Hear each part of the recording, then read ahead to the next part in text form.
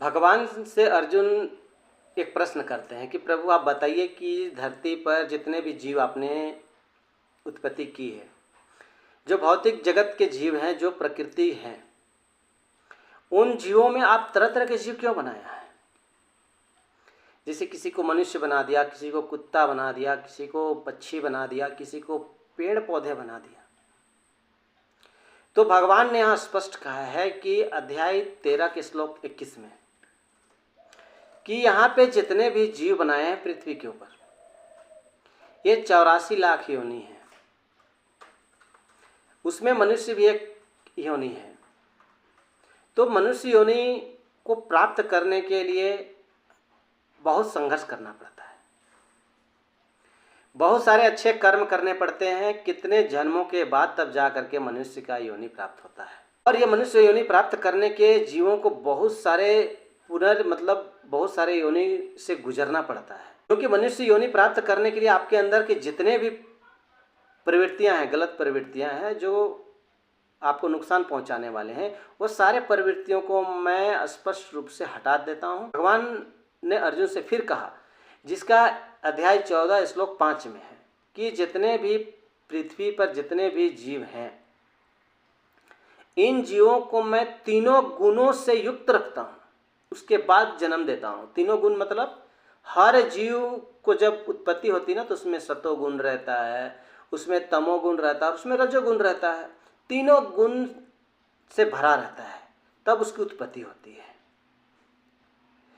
और भगवान यहाँ और समझाते हैं कि देखिए, अध्याय 14 के श्लोक 5 में तो कह रहे हैं कि सभी जीवों को हम तीनों गुण से युक्त रखे हैं और उनको पुनर्जन्म दिए हैं, मनुष्य जन्म दिए हैं।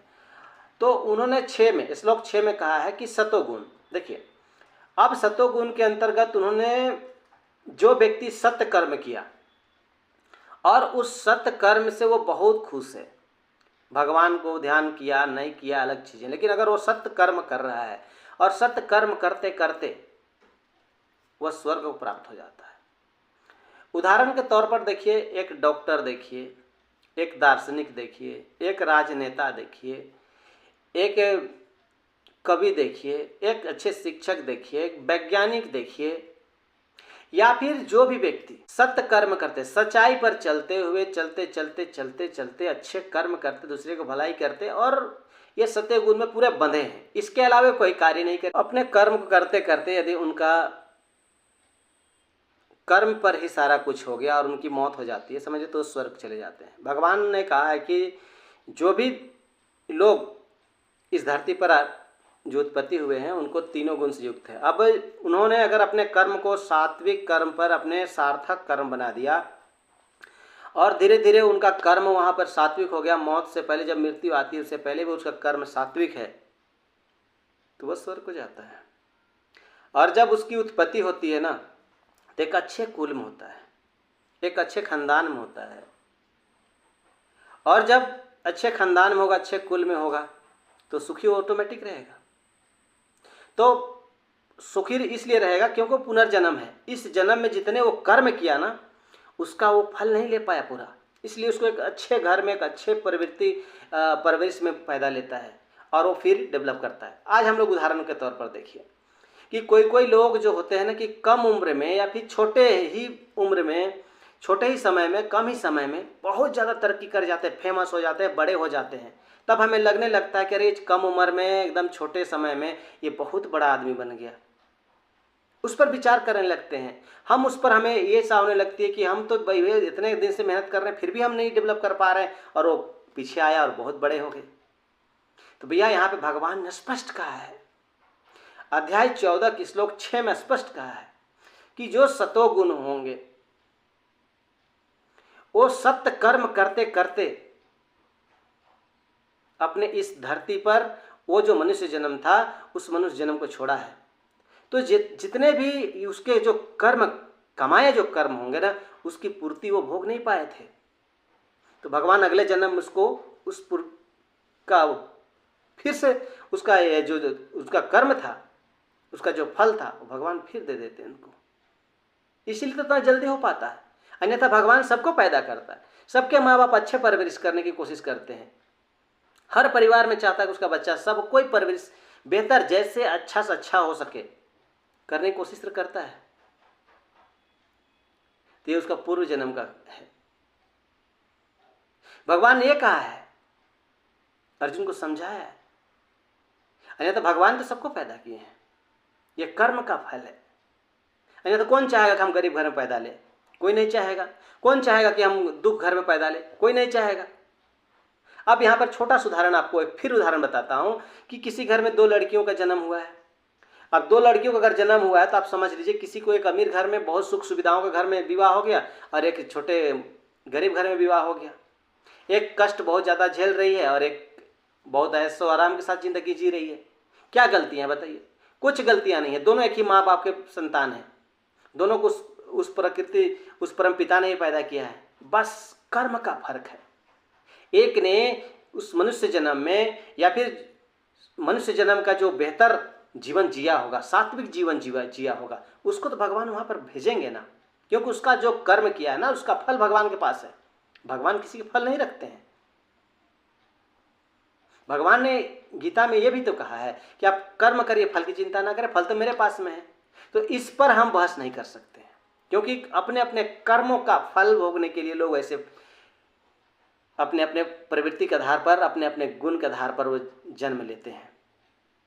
भगवान ने तो कहा कि तीनों गुणों के साथ हमने पैदा किया है।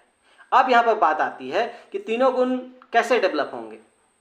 तो भैया देखिए, तीनों गुण में डेवलप करने का मतलब हो गया कि जो लोग सत्य के मार्ग पर चले और लोगों की सेवाएं करें, उनका सत्य के अलावा दूसरे मार्ग पर ना चले, तो सतोगुण हो गए, उनका जन्म रीजन्म होते रहेगा मनुष्य जन्म में। ये भगवान का दिया हुआ बात है अर्जुन को। अब किसी को गरीब घर में पैदा लिया तो उसके कर्म पर डिपेंड करता है। उसने जो भी कर्म किया होगा उसका फल उसके पास में नहीं होगा, उस परमपिता के पास, इसलिए उसके घर में वो पैदा लिया। ये भगवान का ही बनाया है और एक कर्म पर डिपेंड है, क्योंकि श्रीमद् भागवत गीता कर्तव्य, कर्म और धर्म को लेकर चला है। तो जिसने भी, अब देखिए यहां पर बात आती है कि रजोगुण और तमोगुण, तो 3 गुण देकर के भगवान ने पैदा किया है। भगवान श्लोक 6, 7, 8 में भी बताया है कि जिसने जिस गुण को डेवलप किया उसका वो गुण, जिससे मान लिया जाए कि रजोगुण, तमोगुण और सत्वगुण है, किसी ने अगर रजोगुण को डेवलप कर लिया तो उसको सत्वगुण और तमोगुण उसका दब गया, तो भैया वो रजोगुण में आएगा, वो रजोगुण का ही मालिक हो जाएगा। अब किसी ने तमोगुण को डेवलप कर लिया जीवन में, तो भैया वो तमोगुण के अंतर्गत ही तो आएगा। उसके 2 गुण दब गए तो फिर भगवान को डिसाइड करने में कोई दिक्कत थोड़ी होगी। अब यहाँ पे बात करते हैं, पहला सतगुण। सतगुण जिसने भी डेवलप कर लिया अपने जीवन में, उसको पुनर्जन्म मनुष्य घर में होगा, स्वर्ग जाएगा, वो स्वर्ग साथ आएगा, स्वर्ग सुख भोगेगा, उसको सारा सुविधाएं मिलेंगी, ये भगवान ने कहा है। रजोगुण के अंतर्गत किसको रखा है? रजोगुण के अंतर्गत जिसके अंदर बहुत सारी इच्छाएं हो, अच्छे चीज पाने की, अच्छे परिवार पाने की, अच्छे पत्नी पाने की, अच्छे पति पाने की, अच्छे बच्चे पाने की, अच्छे मकान बनाने के, अच्छे धन डेवलप करने का इच्छा जिसका खत्म ही नहीं होता है, ऐसे लोग जो अपनी इच्छा को पूर्ति करने के लिए लगातार बहुत कठिन मेहनत करते हैं, इसे रजोगुण के अंतर्गत रखा गया है। अब सत्वगुण के लोग भी, बहुत सारे लोग जो हैं वो रजोगुण के अंतर्गत आते हैं। कि मान लिया जाए कोई डॉक्टर है, कोई मास्टर है, ये लोग अगर स्वार्थ देखें, कुछ इच्छा रखें, तो फिर ये रजोगुण के अंतर्गत आ जाएंगे और इनको रिजन्म करके वही काम करना पड़ेगा और मेहनत खूब करना पड़ेगा, ये भगवान ने कहा है। अब तमोगुण जिन्होंने डेवलप कर लिया, रजोगुण और सत्वगुण छोड़ करके जिसने आलस्य को स्वीकार कर लिया, जिसने ईर्ष्या को स्वीकार कर लिया, जो दूसरे का अहित करने का स्वीकार कर लिया, ये तो तमोगुण है। फिर इसकी योनियां क्या होगी? तब इसकी योनियां होगी पशु योनियां, जिसमें जितने लोग नीच कर्म करेंगे इस पृथ्वी पर, उसको नीच योनि में जन्म होगा। अब नीच योनि में क्या है तो समझ लीजिए, मनुष्य को छोड़ करके जितने भी जीव हैं ये सब नीच योनि के अंतर्गत आते हैं। केवल मनुष्य ही जन्म है जिसको यह अधिकार दिया गया कि आप मनुष्य देह धारण कर सकते हैं, भगवान ने एक कहा है। इसके लिए आपको सतोगुण कर्म करना पड़ेगा, सगुण करना, सबका ख्याल रखना पड़ेगा, समझ लीजिए, आपके साथ बुराई कर रहे करने दीजिए, तो ऊपर वाले के हाथ में है। यही तो भगवान ने कहा है, हम तीनों को पैदा करते हैं तीनों गुण दे करके, और स्वतंत्र छोड़ देते हैं। लोग जैसा कर्म करता है, लोग जैसा कर्तव्य करता है, उसकी पुनर्जन्म उसी आधार पर होती है। हम लोग कभी कभी देखते हैं कि किसी का बच्चा बचपन से बहुत तेज, बहुत टैलेंट, इसका ये मतलब नहीं है ना कि और लोग उसका परवरिश नहीं कर रहे अपने बच्चे का। सभी लोग बहुत बेहतर तरीके से अपने बच्चे की परवरिश करने की कोशिश करते हैं। सबके घर में भगवान की तरह बच्चे को मानते हैं। कोई ऊंचा उठ जाता है तो कोई नीचा ही रह जाता है। ये कर्म का ही फल है, कर्म का ही, ये नहीं। अन्यथा माँ बाप के हाथ में अगर वो ताकतें होती ना, तो सब माँ बाप क्या चाहेगा कि उसका बच्चा नरम हो, उसका बच्चा कमजोर हो? कभी नहीं चाहेगा। हर माँ बाप चाहता है कि उसका बच्चा सबसे तेज रहे, सबसे अच्छा रहे, सबसे बढ़िया रहे। नहीं, ये पुनर्जन्म का कर्म है। भगवान गीता में एक स्पष्ट कहा है कि जो व्यक्ति जैसा कर्म करेगा उसको वैसे ही फल मिलेगा। स्वर्ग नर्क, और जैसा कर्तव्य किया है उसको स्वर्ग और नर्क इसी लोक में मिल जाएगा। अब किसी कुछ खानदान में जन्म लिया जिसके घर में सारे कुछ व्यवस्थाएं हैं, सारे सुख सुविधा के सारे व्यवस्थाएं, वैसे घर में बच्चा अगर जन्म लिया है तो ये बच्चे का कर्म है कि पिछले जन्म उसने बहुत अच्छा कर्म किया होगा, धरती पर आकर के उस परमपिता के लिए बहुत, उसके बनाए हुए जीवों के लिए बहुत काम किया होगा।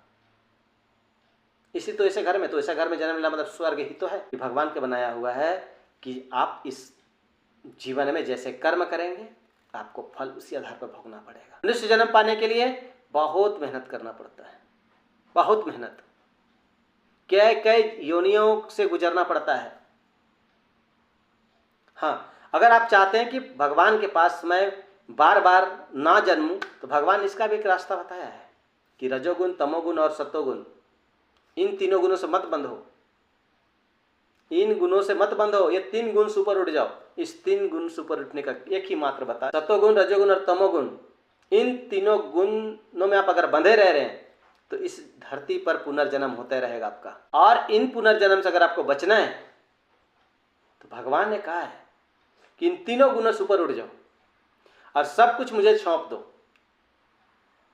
सब कुछ सौंपने का मतलब उन्होंने कहा है कि जो भी आप कर्म कर रहे हो उस कर्म को सोचो कि मैं इस परमपिता के लिए कर रहा हूं, मेरा कुछ नहीं है, और उस परमपिता को याद करते रहिए। लाभ हो, हानि हो, सुख हो, दुख हो, बड़ा हो, छोटा हो, मान हो, अपमान हो, इस विषय पर आपको बिल्कुल विचार नहीं करने हैं। और इस विचार को आपको सिर्फ सोचना है कि परमपिता के आज्ञा के अनुसार ही हो रहा है, आपको जो मर्जी कर लें, हम आपका गुणगान करता रहूं। ये है इन तीनों गुणों से ऊपर उठना। इसको योगी ने कहा है भगवान ने। ऐसे योगी को सीधे सीधे भगवान के पास जाना पड़ता है। यही तो कहा है, इनको कष्ट, सुख, लाभ, हानि से ऊपर उठा लेता है ऊपर वाला। उसको कुछ ज्ञान की ज्यादा जरूरत नहीं पड़ती है, भगवान ने कहा है। तो मनुष्य के हाथ में है कि वो सुख भोगे कि दुख भोगे कि लाभ की हानि है, तो उसकी प्रवृत्ति है। भगवान ने तो कुछ नहीं कहा। भगवान ने तो कहा कि आप कर्तव्य करो, कर्म करो, धर्म करो। सबका अपना अपना कर्तव्य भगवान ने बांध रखा है। माँ के प्रति बेटे का, बेटे के प्रति माँ का, भाई के प्रति भाई का, बहन के प्रति भाई का, भाई के प्रति बहन का, पति के प्रति पत्नी का, पत्नी के प्रति पति का। सबके तो अपने अपने कर्तव्य है। श्रीमद् भागवत गीता सिर्फ कर्तव्य करने की बात कही है, कर्म करने की बात कही है और धर्म करने की बात कही है। तो एक पति का धर्म क्या है, कर्तव्य क्या है और कर्म क्या करना है। एक पत्नी का धर्म क्या है, कर्तव्य क्या है और कर्म क्या करना है। एक माँ का कर्तव्य क्या है, क्या कर्म करना है और क्या धर्म करना है, ये डिपेंड करता है। एक भाई का एक भाई से, एक बहन का एक भाई से, बहन का भाई से और भाई का बहन से क्या कर्तव्य है, क्या धर्म है, ये डिपेंड करता है। एक शिक्षक का एक स्टूडेंट से, एक स्टूडेंट का शिक्षक से क्या धर्म है, क्या कर्तव्य है, क्या कर्म है, ये भगवान ने सिखाया है। एक कर्म सबको करना पड़ेगा, ये कर्तव्य सबको करना पड़ेगा। एक दुकानदार को एक ग्राहक को एक दुकानदार से क्या कर्तव्य है, ये भगवान ने सिखाया है। अपने कर्तव्य को करते हुए, अपने धर्म को करते हुए, अपने कर्म को करते हुए आप स्वर्ग प्राप्त कर सकते, भगवान ने ये भी कहा है। लेकिन ये डिपेंड करता है इंसान के ऊपर कि इंसान कौन सा कर्तव्य कर रहा है, कौन सा धर्म कर रहा है, कौन सा कर्म कर रहा है। भगवान ने तो कहा है कि हम तीनों गुण के साथ आपको पैदा किए हैं, अब जिस गुण को डेवलप कर लीजिए। सतोगुण करिएगा तो रजोगुण और तमोगुण दब जाएंगे, और रजोगुण को करिएगा तो सतोगुण और तमोगुण दब जाएंगे, और तमोगुण करिएगा तो रजोगुण और सतोगुण, एक ही गुण आपके अंदर डेवलप होगा। और ये दिन भर चलते रहता है शरीर, जीवन के अंदर रेस चलते रहता है, सब प्रतिद्वंदी करते रहते हैं। सतोगुण कहता है हम आगे बढ़े, रजोगुण हम कहता है आगे बढ़े, और तमोगुण हम आगे। ये तो डिपेंड करता है मनुष्य के ऊपर कि मनुष्य अपने ऊपर किसको डिपेंड कर रखा है, किसको अब बड़ा बना रखा है। भगवान के हाथ में नहीं। और अगर भगवान के हाथ में आपको सौंपना है तो पूरा सौंप दीजिए। बस एक ही बात कहना है कि हम तो तेरे बंदे, तू उसको जो मर्जी कर ले, बस तू मेरा है, तू मेरा रहेगा, ऐसे आप सोचें। और जितने कार्य हैं वो भगवान को अर्पित करते जाएं और उनका ध्यान करते रहें। ये भगवान का सर्वोत्त भक्त है और ये भगवान के पास सीधे जाता है। भगवत गीता में ही कहा है, और बाकी चीज आडम्बर ये नहीं बताया गया है। भगवान ने कहा है तीनों गुण को आपको डेवलप करने हैं। आप किन गुण को आप डेवलप करते हैं ये डिपेंड कर, तीनों गुण में किस गुण को आप डेवलप करते हैं डिपेंड करता है आप पर, हम पर, मनुष्य पर डिपेंड करता है, सभी जीवों पर डिपेंड करता है। ये भगवान ने कहा है। उदाहरण के तौर पर देखिए, उदाहरण के तौर पर देखिए, अगर हम कोई कर्म कर रहे हैं, लालच भी आता है, याद रखिएगा, ये तमोगुण के अंतर्गत आ गया। उस कर्म से करके हमको धन इकट्ठा बहुत ज्यादा कर लेने हैं, हमें अच्छा कमाई करने लेने हैं, ये रजोगुण के अंतर्गत आता है। सतगुण के अंतर्गत आता है कि जो कर्म कर्म से भगवान जो दे दे, तेरी मर्जी, ये सतगुण के अंतर्गत आता है। तो डिपेंड हम पर करता है कि हम क्या सोच के को काम कर रहे हैं। ये वो परमपिता का दिया हुआ है। इसलिए हमें जो अच्छा लगता है वो करें, जिसको जो अच्छा लगता है वो करें। फल तो उस परमपिता के पास है, उन्होंने चक्र बांध रखा है। इस चक्र में कटेंगे हम लोग, तीनों गुण जैसे कर्म करेंगे। तो भगवान ने कहा है कि मनुष्य जन्म बार बार मिलेगा, तो मनुष्य जन्म में कैसे मिले ये भी बता दिए। अब कोई जानबूझ करके मनुष्य जन्म का कर्म नहीं करेगा तो उसे कैसे मिलेगा। अब कोई छोटे से बड़े स्वर्ग भोग रहा है, स्वर्ग की सारे सुख प्राप्त है उससे,